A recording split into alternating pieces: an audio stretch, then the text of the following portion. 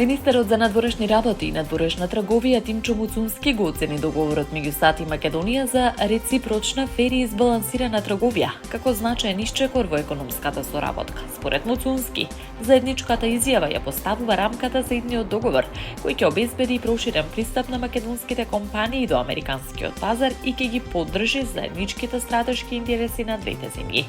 Договорот предвидува задржување на реципрочната тарифа од 15% за дел од производите со потекло од Македонија, намалување на тарифи до 0% за клучни индустрии и производи, усогласување на прашања од царини, дигитална трговија, енергетски сектор, заштита на животната средина, нетарифни бариери и права на интелектуална собственост. Муцунски нагласи дека заедничката изјава ќе обезбеди конкурентска предност, поголема предвидливост и посилна позиција на македонските компании на американскиот пазар.